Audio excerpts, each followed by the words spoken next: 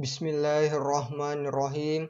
Assalamualaikum warahmatullahi wabarakatuh.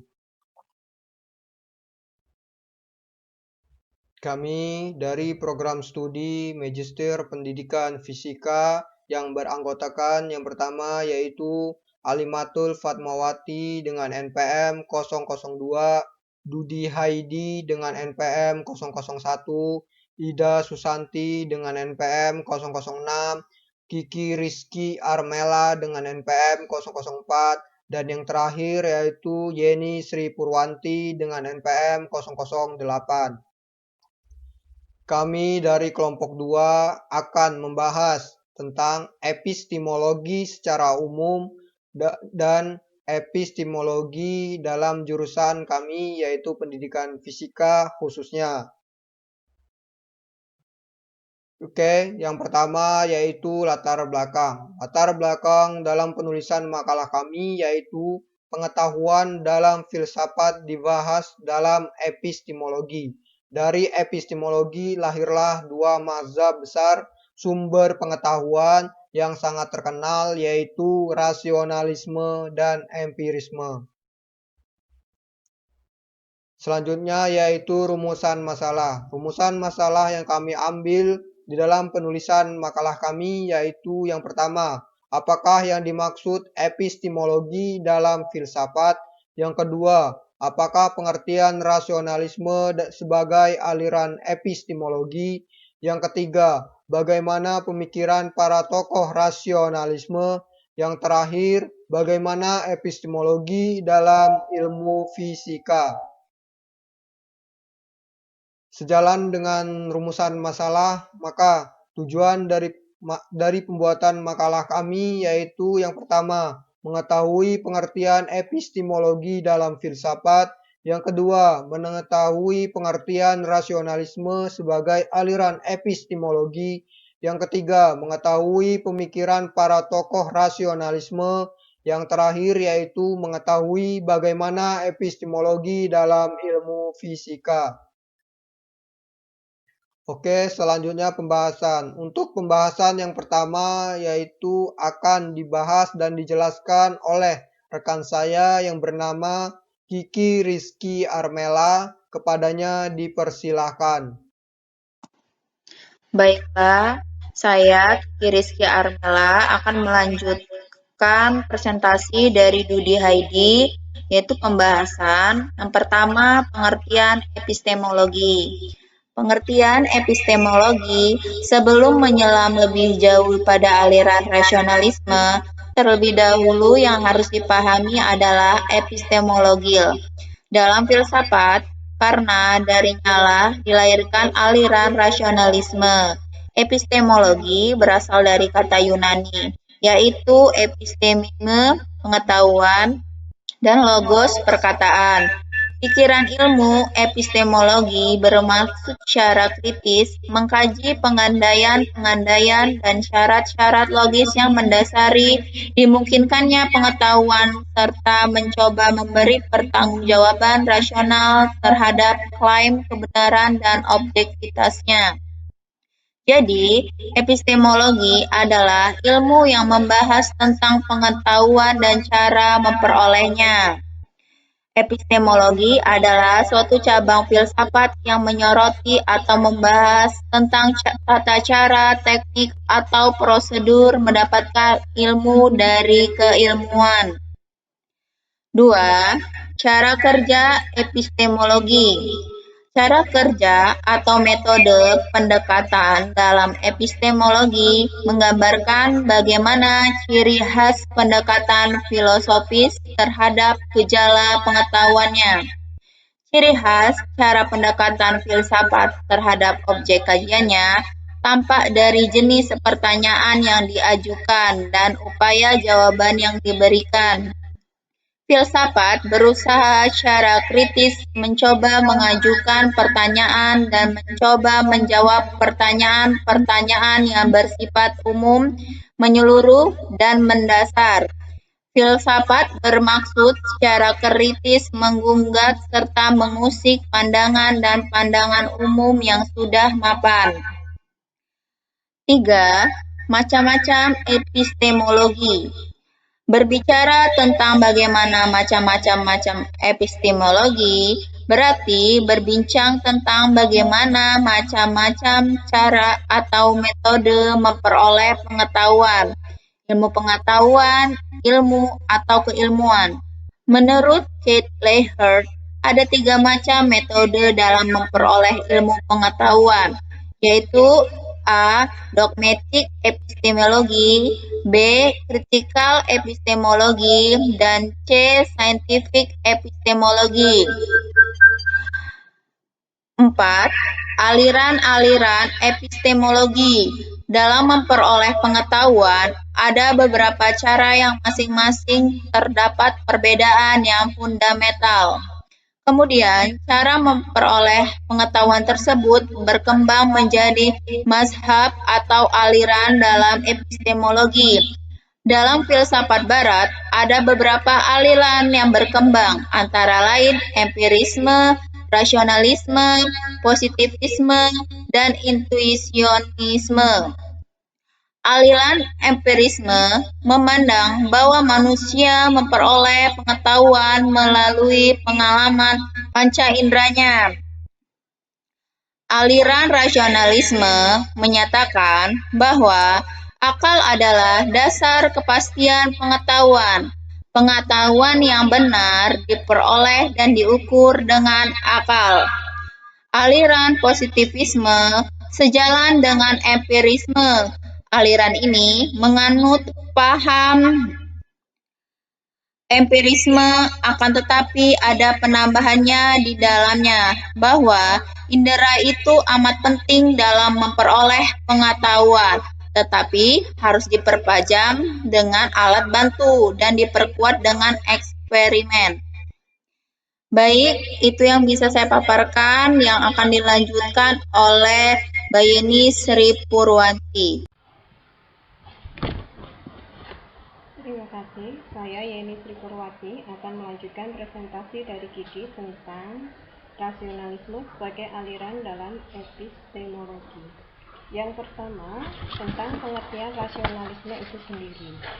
Rasionalisme adalah paham filsafat yang menyatakan bahwa akal adalah alat terpenting untuk memperoleh pengetahuan. Kemudian yang kedua adalah sejarah rasionalisme. Pada zaman Thales, rasionalisme telah diterapkan pada filsafatnya.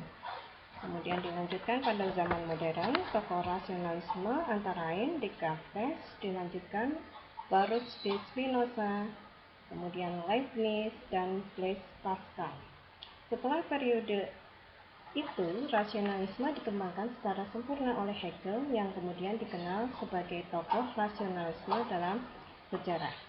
Ketiga, metode dalam rasionalisme. Menurut Descartes, kesimpang-siuran dan ketidakpastian dalam pemikiran filsafat disebabkan karena tidak adanya suatu metode yang mapan. Untuk mendapatkan hasil yang sahih dari metode yang hendak dicanangkan, ada beberapa hal yang perlu diperhatikan. Antara lain, yang pertama, tidak mudah menerima sesuatu sebagai kebenaran, kecuali melihat hal tersebut sungguh jelas dan tegas. Kemudian kedua, pecahkan setiap masalah sebanyak mungkin bagian agar tidak timbul keraguan apapun. 3. Bimbangkanlah pikiran secara teratur. Dan yang terakhir, buatlah perhitungan-perhitungan dan pertimbangan-pertimbangan yang sempurna dalam proses pencarian dan pemeriksaan hal-hal yang sulit. Demikian presentasi saya. Presentasi selanjutnya akan dilanjutkan oleh Alimatul Fatmawati. Kepada Alimatul Fatmawati, dipersilahkan. Saya Alimatul Fatmawati akan melanjutkan presentasi dari Mbak Yeni tentang pemikiran tokoh-tokoh rasionalisme. Tokoh rasionalisme yang pertama yaitu Descartes. Descartes di samping tokoh rasionalisme juga dianggap sebagai bapak filsafat. Ia juga ahli dalam ilmu alam, ilmu hukum, dan ilmu kedokteran. Ia yang mendirikan aliran rasionalisme berpendapat bahwa sumber pengetahuan yang dapat dipercayai adalah akal. Tokoh yang kedua adalah Baruch de Spinoza. Spinoza dilahirkan pada tahun 1632 dan meninggal dunia pada tahun 1677 Masehi. 20 tahun Spinoza mengikuti pemikiran René Descartes. Spinoza mencoba menjawab pertanyaan-pertanyaan yang berkaitan dengan kebenaran tentang sesuatu. Apa substansi dari sesuatu, bagaimana kebenaran itu benar-benar yang terbenar. Spinoza menjawabnya dengan pendekatan yang juga sebelumnya dilakukan oleh René Descartes, yakni pendekatan deduksi matematis, yang dimulai dengan meletakkan definisi, aksioma, proposisi, kemudian barulah membuat pembuktian berdasarkan definisi, aksioma, dan proposisi itu. Tokoh yang ketiga adalah Leibniz. Pemikiran Leibniz yang terkenal yaitu monadologi yang disebutnya monad. Monad ini semacam cermin yang membayangkan kesempurnaan yang satu itu dengan caranya sendiri. Tiap-tiap pencerminan yang terbatas ini mengandung kemungkinan tidak terbatas karena seluruhnya dapat diperkaya dan dipergandakan oleh sesuatu dari sesuatu yang mendahulunya. Dalam rentetan ini ada tujuan yang terakhir, yaitu menuju yang tak terbatas sesungguhnya. Tuhan itu transenden, artinya Tuhan di luar makhluk. Tuhan merupakan dasar dari segala rentetan yang ada. Itu presentasi dari saya yang akan dilanjutkan oleh Ida Susanti. Kepada Mbak Ida dipersilahkan. Baiklah, saya akan melanjutkan presentasi dari Bu Alima, yaitu tentang aliran epistemologi dalam fisika. Adapun ilmuwan yang memperjelas epistemologi dalam fisika yaitu hukum Archimedes. Sekarang kita bahas sejarah konsep fisika ditemukan. Archimedes bermula ditemukan ketika seorang raja memerintahkan Archimedes untuk mengetahui kandungan emas atau perak yang ada di dalam kekuatan tersebut. Maka atas kepentingan perintah raja, maka Archimedes mencari cara untuk mengetahui bagaimana mencari kandungan suatu emas dalam suatu benda, yaitu salah satunya adalah mahkota raja. Maka si Archimedes pun pergi ke rumahnya dan berendam di dalam bak mandi. Kemudian saat dia berendam di dalam bak, maka keluarlah pemikiran, yaitu bagaimana memisahkan atau menentukan massa jenis benda dalam suatu kandungan suatu benda, yaitu tentunya dengan cara mengetahui massa jenis benda dengan massa zat cair. Nah, kemudian dasar epistemologi hukum Archimedes yaitu menggunakan filsafat empiris. Nah, ada 3 hal dalam epistemologi hukum Archimedes, yaitu apakah hukum Archimedes itu, kemudian bagaimana Archimedes menemukan hukum Archimedes, kemudian bagaimana validitas dalam hukum tersebut. Nah, maka berdasarkan yang disebut dengan hukum Archimedes. Kemudian ilmuwan yang kedua yaitu hukum Blaise Pascal. Sejarah konsep fisika ditemukan adalah ketika seorang Blaise Pascal memiliki tabung yang berisi raksa. Nah, pada saat di tabung itu ditemukan ruang kosong, maka Pascal berpikir apakah yang menempati ruang kosong tersebut. Nah, dengan berawal dari konsep tersebut, maka lahirlah hukum Blaise Pascal. Berdasarkan aliran filsafat yang mempengaruhi hukum Blaise Pascal termasuk konsep dari aliran filsafat empirisme, karena pengetahuan berasal dari pengalaman. Kemudian dasar epistemologi hukum Pascal hampir sama dengan Archimedes, yaitu satu, apakah hukum Archimedes tersebut, yang kedua, bagaimana ditemukan hukum Archimedes, yang ketiga, bagaimana validitas hukum Blaise Pascal tersebut. Pada hukum Archimedes ini dibahas tentang bagaimana pengaruh gaya tekan jet cair terhadap gaya apung jet cair. Kemudian untuk hukum Blaise Pascal adalah bagaimana fluida dan konsep dengan tekanan. Baiklah, saya lanjutkan kepada moderator. Oke, baiklah. Terima kasih kepada teman-teman atau rekan-rekan kelompok yang telah menjabarkan atau menjelaskan tentang makalah kita yaitu tentang epistemologi secara umum dan epistemologi di dalam jurusan kita, yaitu pendidikan fisika. Dari penjelasan rekan-rekan tadi dapat saya simpulkan, yaitu yang pertama, epistemologi adalah ilmu yang membahas tentang pengetahuan dan cara memperolehnya. Rasionalisme adalah paham filsafat yang menyatakan bahwa akal adalah alat terpenting untuk memperoleh pengetahuan dan menetas pengetahuan.